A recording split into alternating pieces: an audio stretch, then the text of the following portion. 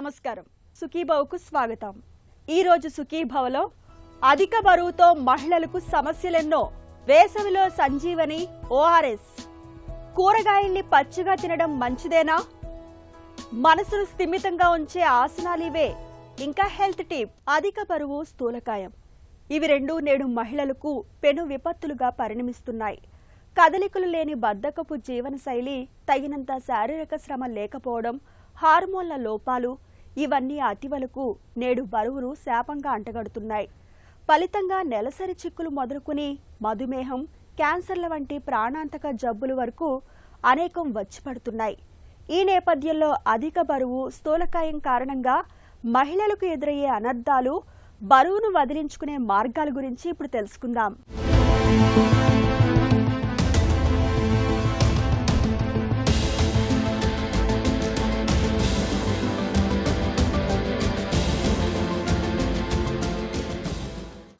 అధిక బరువు నేడు అతివల పాలిట గుదిబండగా మారుతోంది. పెళ్లైన అమ్మాయిలు మొదలుకొని నడివయసు మహిళల దాకా అందరికీ బరువు అనేది ఇప్పుడు పెద్ద సమస్యగా మారుతోంది. ఒకప్పటితో పోలిస్తే మహిళలకు ఇవాళ శారీరక శ్రమ బాగా తగ్గింది. మిక్సీలు, గ్రైండర్లు, వాషింగ్ మిషన్లు వంటి ఉపకరణాలు వచ్చాక వంట పనులు, ఇంటి పనులు కాస్త తేలికయ్యాయి. ఇక టీవీలు, కంప్యూటర్ల రాకతో చాలామంది గంటల తరబడి సోఫాలు, కుర్చీలకు అతుక్కుపోతున్నారు. టీవీ చూస్తూ ఏం తింటున్నామో, ఎలా తింటున్నామో కూడా గమనించలేని స్థితిలో ఉంటున్నారు చాలామంది. పనుల హడావడిలో చాలామంది ఉదయం పూట బ్రేక్ఫాస్ట్ని తీసుకోవటమే మర్చిపోతున్నారు. వీటికి తోడు పీసీఓడీ, థైరాయిడ్ లోపాలు, హార్మోన్ ఇంబ్యాలెన్స్ వంటి సమస్యలు మహిళల బరువుకి మరింతగా ఆజ్యం పోస్తున్నాయి. అధిక బరువు, స్థూలకాయం అన్నదండి మన జీవనశైలిలో మార్పు రావడం వల్ల జరుగుతుందండి. ఇప్పుడిప్పుడు మనం చూస్తే కనుక మునుపటిలాగా అందరూ ఇళ్లలో భోజనం చేయట్లేదు. వారాంతం వస్తే అందరూ హోటళ్ళకే వెళ్ళిపోతున్నారు. పొద్దున్న టిఫిన్ కావాలి అంటే ఏదో ఓట్స్ తింటున్నాము, ఇంకోటి తింటున్నాము అని తినేసి సగం తిని తినకుండా టైం లేదు హడావిడిగా వెళ్ళిపోవడము. మధ్యాహ్నం భోజనం ఏదో ఆర్డర్ చేసేసుకోవడము, ఇవన్నీ ఎక్కువైపోయినాయండి. ఈ సమస్యల మూలంగా ఏమవుతుందంటే సమతుల ఆహారం అనేది లేదు. ముఖ్యంగా ఆడపిల్లల్లో, మగపిల్లల్లో కూడా స్థూలకాయం అన్నది చిన్నప్పటి నుంచే పెరుగుతోందండి. మరీ చిన్నప్పుడు లావుగా ఉంటే ముద్దుగా బొద్దుగా ఉంటారు. కానీ ఒక వయసు వచ్చిన తర్వాత మనకి ఎప్పుడైతే ఈ బరువు పెరగడం మొదలు పెడతామో అవి అనేక సమస్యలకు దారితీస్తాయి. ఆ సమస్యలు వస్తాయని తెలిసి కూడా దాన్ని వాళ్ళు అవాయిడ్ చేయట్లేదండి. కాబట్టి మన భోజనంలో మార్పులు రావాలి. ఇదివరకట్లా భోజనాలు పొద్దున్న తినాలి, మధ్యాహ్నం తినాలి, రాత్రి తినాలి, మధ్యలో ఏం తినకూడదు, ఆ తిని భోజనం కూడా ఇంట్లోనే వండాలి, ఇవన్నీ ఉండేవండి. ఇప్పుడు అలా కాదు కదండి. వండే నూనె ఎలాంటిదో మనకి తెలియదు బయట నుంచి తెప్పించుకున్నప్పుడు. తర్వాత స్ట్రీట్ ఫుడ్, మన వీధుల్లో అమ్మే భోజనాలు అవి కూడా చాలా తినేస్తున్నారు. వీటన్నిటితో స్థూలకాయం పెరుగుతున్న కొద్దీ ఏమవుతుంది, మనకి బ్లడ్ ప్రెషర్ రావడము, బీపీ రావడం, మెటబాలిక్ సిండ్రోమ్ అన్నది చాలా ముఖ్యమండి. ఇది రావడము, వీటన్నిటితో పాటు సంతానలేమి సమస్య పెరగడము, ఇవన్నీ కూడా జరుగుతున్నాయండి. కాబట్టి స్థూలకాయం అన్నది మనకి ఇప్పుడు పెద్ద సమస్య అయిపోయిందండి. ముఖ్యంగా ఆడవాళ్లలో 35%, మగవాళ్ళలో 20% వరకు అందరూ స్థూలకాయంతోనే ఉంటున్నారు. కొవ్వు పేరుకుపోవటం అనేది మహిళల్లో రెండు రకాలుగా ఉంటుంది. ఇక్కడ చూడండి, ఒంట్లో పైభాగంలో కొవ్వు పేరుకున్న ఈ రకమైన శరీరాకృతిని యాపిల్ షేప్ అని, ఆండ్రాయిడ్ ఒబేసిటీ అని పిలుస్తారు.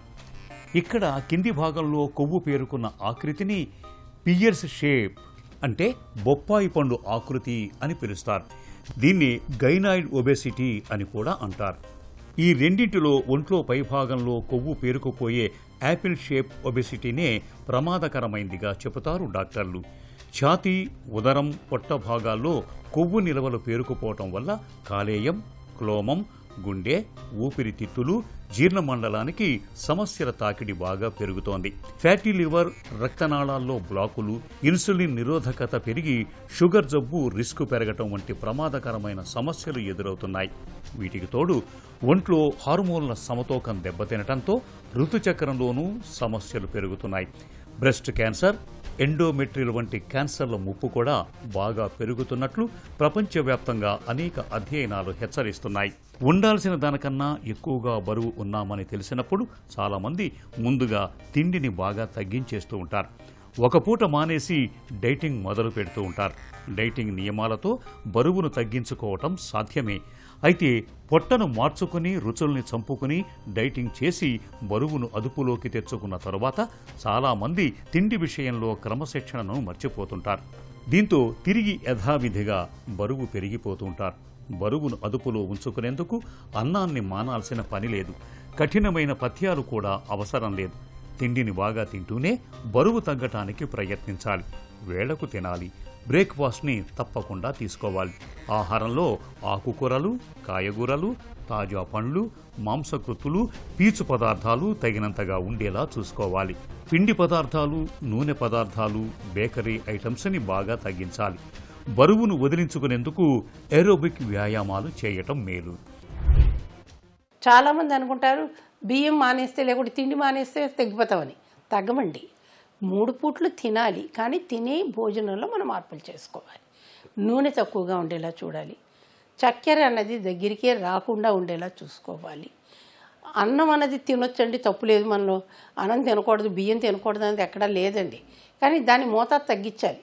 మామూలుగా ఏం చేస్తాం, మనం చాలా అన్నానికి కొంచెం కూర తింటాం. అలా కాకుండా ఎక్కువ కూరకి కొంచెం అన్నం తినడం అలవాటు చేసుకుంటే ఆటోమేటిక్గా తగ్గిపోతాం. తర్వాత మనకి వ్యాయామం అన్నది చాలా తగ్గిపోయింది. మన వీధి చివరిలో ఉన్న మా షాప్కి వెళ్ళాలంటే కూడా ఇప్పుడు అందరూ స్కూటర్ మీదే వెళ్తున్నారు, నడిచి ఎవరు వెళ్ళట్లేదు. కాబట్టి నడక అన్నది చాలా ముఖ్యమండి. తిన్నాక కూడా 10 నిమిషాలు నడవాలి. పొద్దున లేచి 1 గంట సేపు మనం వ్యాయామం అన్నా చేయాలి, నడవడం అన్నా నడవాలి, కొంచెం వేగంగా నడవాలి. ఇవన్నీ నియమాలు మనం పెట్టుకుంటే కనుక తప్పకుండా ఈ సమస్యలు రావు. ముఖ్యంగాను స్కూల్కి వెళ్ళే పిల్లల్లోనూ వాళ్ళ స్కూళ్ళలో ఎక్కడ ప్లే గ్రౌండ్స్ లేవండి. వాళ్ళ ఆటలు ఆడడం అన్నదే లేదు. ఎప్పుడు చూడు ఫోన్లు చేతిలో పెట్టుకుని ఆ ఫోన్లో ఏమున్నాయి ఆటలాడడము, డిజిటల్ గేమ్స్ ఆడడము, లేదా వాళ్ళకి కావాల్సినవి ఏమన్నా చూడడము. కాబట్టి మరి వ్యాయామం లేకపోతే ఎలా చెప్పండి. ముఖ్యంగా టీవీ ముందర కూర్చుంటే అందరు తింటూనే ఉంటారండి ఏదో ఒకటి. ఆ తిండిలో కూడా ఏముంటుంది, అన్ని నూనె పదార్థాలే ఉంటాయి. దాంతో కూడా మనం చాలా లావైపోయే ప్రమాదం ఉంది. కాబట్టి ఇవన్నీ కూడా మనం మార్పులు చేసుకుంటే మనం కూడా ఆరోగ్యంగా అయిపోతాం. ఈ నెలసరి సమస్యలు రావు. తర్వాత సంతానం లేని సమస్య కూడాను చాలా వరకు తగ్గిపోతుంది. కాబట్టి ఈ సమస్యల నుంచి కూడా దూరం కావాలి అంటే ఆడవాళ్ళు కానీ మగవాళ్ళు కానీ మనం తినే భోజనంలోనూ సమతులం పాటించాలి, వ్యాయామం చేయాలి, క్రమమైనటువంటి అలవాట్లు ఉండాలి మనకి. అంటే డిసిప్లిన్ అంటాం అన్నమాట. డిసిప్లిన్డ్ లైఫ్ లీడ్ చేస్తే ఈ సమస్యలన్నీ రాబట్టి. అధిక బరువును వదిలించుకోవటం, ఎత్తుకు తగ్గట్టుగా బరువు ఉండేలా చూసుకోవటం అన్నది పూర్తిగా మన చేతుల్లో పనే. బరువు విషయంలో మీరే మీ డాక్టర్.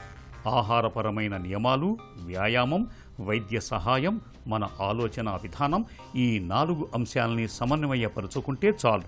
బరువును అవలీలగా మన అదుపులోకి తెచ్చుకోవచ్చు. విటమిన్ ఎం అంటే మోటివేషన్. ఎలాగైనా బరువును వదిలించుకోవాలన్న గట్టి సంకల్పం తీసుకోవాలి.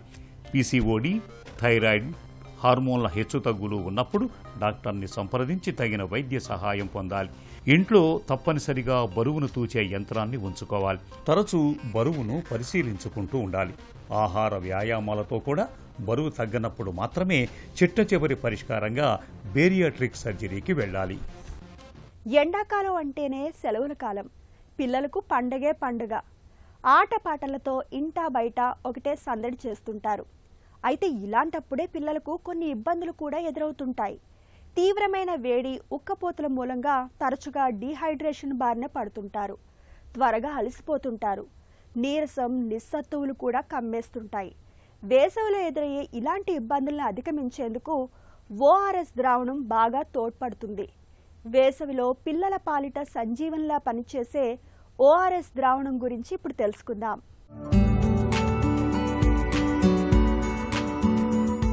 సెలవుల కాలం కావడంతో ఈ సీజన్లో పిల్లలు ఎండపట్టున విపరీతంగా ఆటలాడుతుంటారు. ఇలాంటప్పుడు ఎండల వల్ల వేడిగాడ్పుల కారణంగా పిల్లల్లో అలసట, నీరసం, వడదెబ్బ లాంటి సమస్యలు వచ్చిపడే ప్రమాదం ఉంటుంది. ఎండల కారణంగా శరీరంలో నీటి శాతం బాగా పడిపోయి డీహైడ్రేషన్కి గురవుతుంటారు. శరీరంలోని లవణాలు చెమట రూపంలో బయటకు వెళ్లిపోవడంతో పిల్లలు నీరసించిపోతుంటారు. ఈ ప్రమాదాన్ని నివారించడానికి పిల్లలతో తరచూ నీళ్లు తాగిస్తుండాలి. ఓఆర్ఎస్ ద్రావణాన్ని తరచూ తాగించడం మరీ మంచిది. వేసవిలో ఇది పిల్లల పాలిట సంజీవనిలా పనిచేస్తుంది. నోరు తడారటం, నాలుక ఎండిపోవటం, అధిక దాహం, మూత్రం తక్కువగా రావడం, నీళ్ల విరేచనాలు, వాంతులు అవుతున్నప్పుడు పిల్లలకు వీలైనంత త్వరగా ఓఆర్ఎస్ ద్రావణం తాగించడం చాలా ముఖ్యం. దీన్ని కొద్ది కొద్దిగా తరచూ తాగిస్తుంటే ద్రవాలు, ఖనిజ లవణాలు భర్తీ అవుతాయి. ఓఆర్ఎస్ చవకైంది, సమర్థంగానూ పనిచేస్తుంది. ఓఆర్ఎస్ ద్రావణాన్ని ఇంట్లోనే తయారు చేసుకోవచ్చు. కాచి చల్లార్చిన లీటర్ నీటిలో 6 చెంచాల చక్కెర, 1/2 చెంచా ఉప్పు వేసి బాగా కలపాలి. దీన్ని కొద్ది కొద్దిగా తరచూ తాగించాలి. విరేచనాలు తగ్గేంత వరకు ద్రావణాన్ని ఇవ్వాలి. దుకాణాల్లో దొరికే ఓఆర్ఎస్ పొడిని సరైన విధంగా నీటిలో కలపటమూ ముఖ్యమే. ఇవి 2 రకాల సైజుల్లో లభిస్తుంటాయి. ఒకదాన్ని 200 మిల్లీలీటర్లు, మరోదాన్ని లీటర్ నీటిలో కలపాల్సి ఉంటుంది. సరైన పాళ్లలో కలపకపోతే ద్రావణం మరీ పల్చగా లేదా గాఢంగా అవుతుంది. పల్చగా ఉంటే తగినంత లవణాలు అందవు. గాఢంగా అయితే అధిక లవణాలు చేటు చేస్తాయి. పాలు, పండరసాలు, సూప్స్, కూల్ డ్రింకుల వంటి వాటిలో ఓఆర్ఎస్ను కలపకూడదు. నీటిలో ఓఆర్ఎస్ పొడిని కలిపి తయారు చేసిన ద్రావణం మీద మూత పెట్టి ఉంచాలి. 24 గంటల్లోపే వాడుకోవాలి. మార్కెట్లలో కొన్ని తీపి పానీయాలను ఓఆర్ఎస్ లాంటి డ్రింకులుగా అమ్ముతుండడం మీద ఇటీవల ఆందోళనలు వ్యక్తమయ్యాయి. ఇవి వైద్య ప్రమాణాలు పాటించడం లేదని ఫిర్యాదులు వచ్చాయి. దీంతో వీటిని ఓఆర్ఎస్ పేరుతో అమ్మరాదని food safety and standards authority of India ఆదేశించింది. కూరగాయలను ఉడికించకుండా పచ్చిగా తింటే ఆరోగ్యానికి మంచిదనే వాదన మన దగ్గర వినిపిస్తోంది. ముఖ్యంగా యోగా, ప్రకృతి వైద్య నిపుణులు రా food is the best medicine అని చెబుతుంటారు. బరువును వదిలించుకోవడానికి, బీపీని అదుపులో ఉంచడానికి, షుగర్ జబ్బుని నియంత్రణలో పెట్టడానికి పరగడుపున కాసిన్ని పచ్చి కూరగాయల్ని తినటాన్ని అలవాటు చేసుకుంటే మంచిదని చెబుతుంటారు. అసలు ఈ వాదనలో నిజమెంత?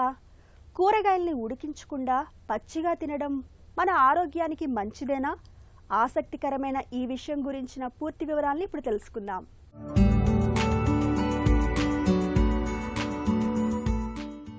పచ్చి కూరగాయలు ఆరోగ్యానికి మంచివేనా? అందులో ఏవి తినాలి, ఏవి తినకూడదు అనే దానిపై మనలో చాలా మందికి చాలా సందేహాలే ఉంటాయి. కొందరు నివృత్తి చేసుకునే ప్రయత్నం చేస్తే మరికొందరు అలాగే తినేస్తుంటారు. అయితే ఇలా తినడం వల్ల కొన్ని పోషకాలు అందే మాట నిజమే అయినా కొన్ని సందర్భాల్లో ప్రాణాపాయం జరగచ్చు. పచ్చి కూరగాయలలో గట్టి పీచు పదార్థం ఉంటుంది. వీటిని ఎక్కువగా తినడం వల్ల ఉబ్బరం, ఎసిడిటీ, కడుపు నొప్పికి దారితీయచ్చు. కొన్ని కూరగాయల్లో సోలనిన్ వంటి సహజ విష పదార్థాలుంటాయి. అలాగే తీసుకుంటే ఈ విష ప్రభావంతో ఆరోగ్య సమస్యలు తలెత్తవచ్చు. అయితే వీటిని వండడం ద్వారా తొలగించవచ్చు.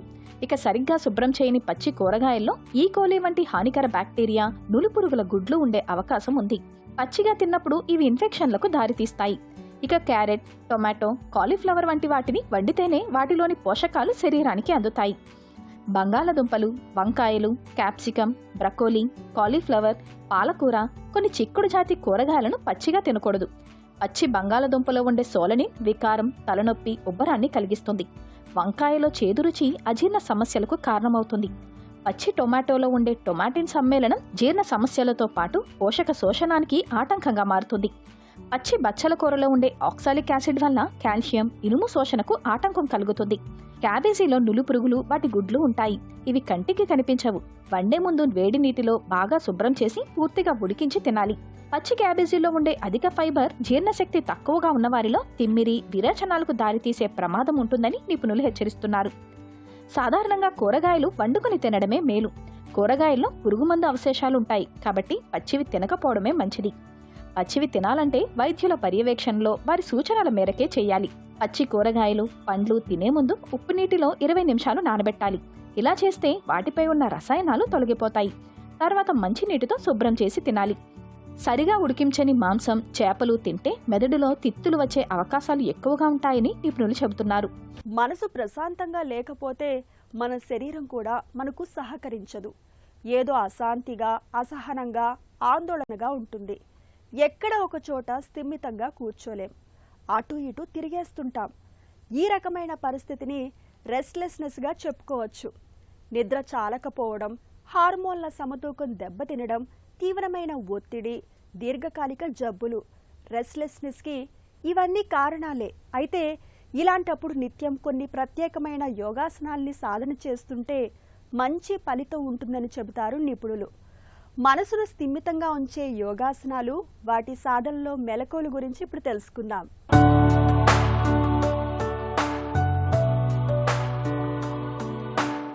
ఈరోజు మనం రెస్ట్లెస్నెస్, తొందరగా అలసిపోవడం, చాలా అసహనంతో ఉండడం, ఇట్లాంటి వాటికి యోగ విద్యలో ఒక అద్భుతమైనటువంటి కొన్ని ఆసనాలు, ముద్రల గురించి మనం తెలుసుకోబోతున్నాం.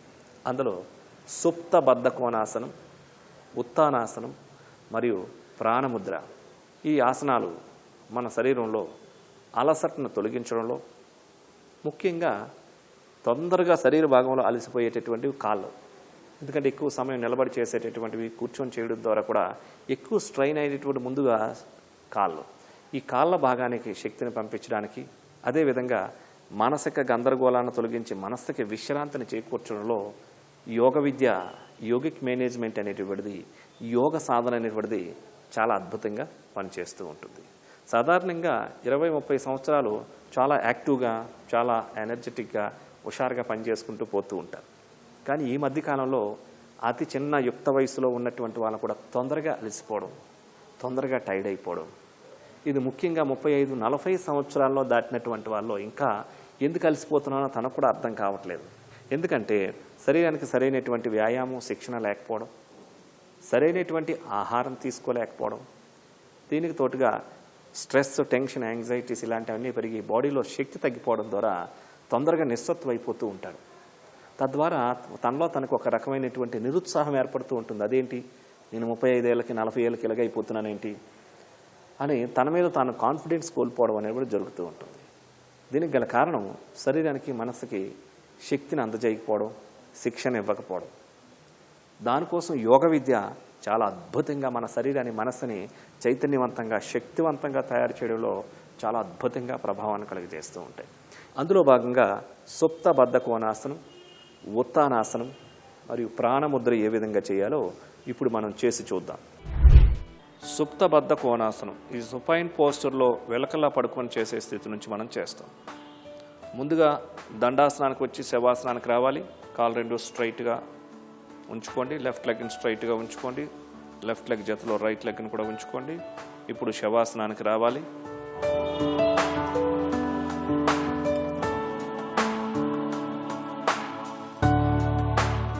ఇప్పుడు రెండు కాళ్ళని ఫోల్డ్ చేసి రెండు కాళ్ళ యొక్క అరికాలను తాకించే విధంగా రెండు కాళ్ళని ఫోల్డ్ చేస్తూ అరికాలను తాకించాలి.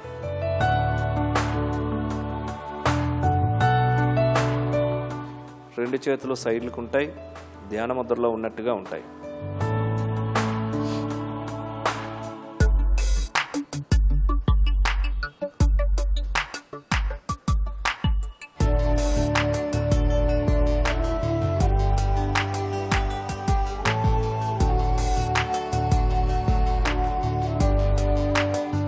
ఇప్పుడు రెండు కాళ్ళని స్ట్రైట్గా తెచ్చుకోండి. ఆసనాన్ని రిలీజ్ చేసి రెండు కాళ్ళు స్ట్రైట్గా తీసుకొని రావాలి. ఇప్పుడు ఉత్తానాసనం, రెండు చేతులు శరీరానికి ఇరుప్రక్కల దగ్గరగా ఉంచుకోండి. ఉత్తానాసనం, ఎడమ కాలుని నేను నెంబర్ చెప్పినప్పుడు ఎడమ కాలుని ఒకసారి రైట్ చేసి మళ్ళీ డౌన్ చేయాలి. సెకండ్ టైం రైట్ లెగ్ని రైట్ చేసి డౌన్ చేయాలి. 1, దించేయండి, డౌన్.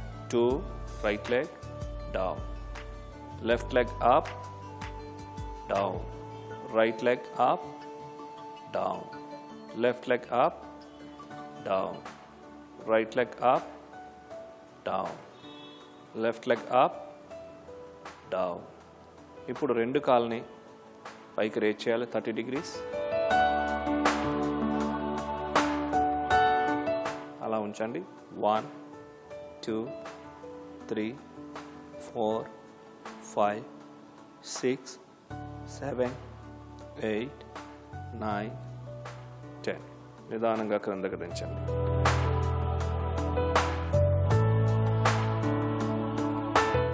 రెండు కాళ్ళతో మరొకసారి చేస్తాం. రెండు కాళ్ళని 30 degrees పైకి రైజ్ చేయండి. 1, 2, 3, 4, 5, 6, 7, 8, 9, 10. తోలి కిందకి తీసుకురావాలి. ప్రశాంతాసనంలో విశ్రాంతిగా ఉండాలి.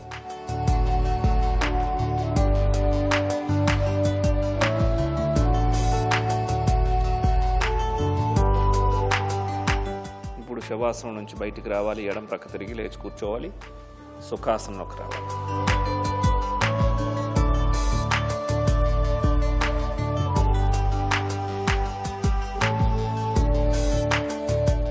రెండు చేతులు అరచేతులు ఆకాశం వైపు చూస్తున్న విధంగా మోకాళ్ళపైన ఉంచాలి. ఇప్పుడు మనం ప్రాణముద్ర చేద్దాం.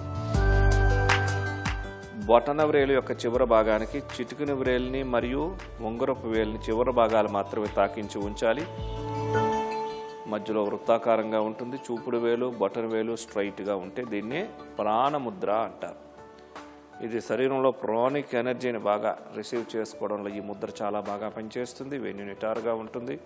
షోల్డర్స్ రిలాక్స్గా ఉంటాయి. ఫేస్ రిలాక్స్గా ఉంటుంది.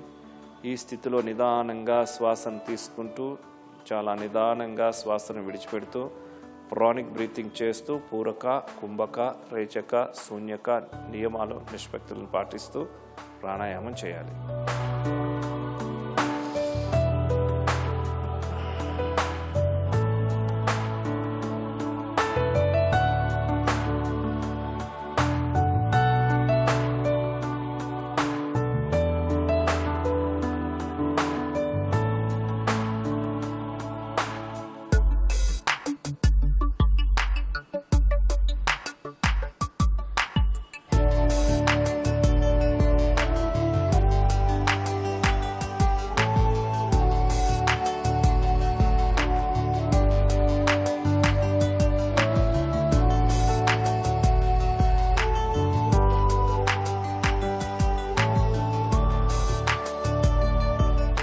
శ్వాసను విడిచిపెట్టిన తర్వాత ఆపండి.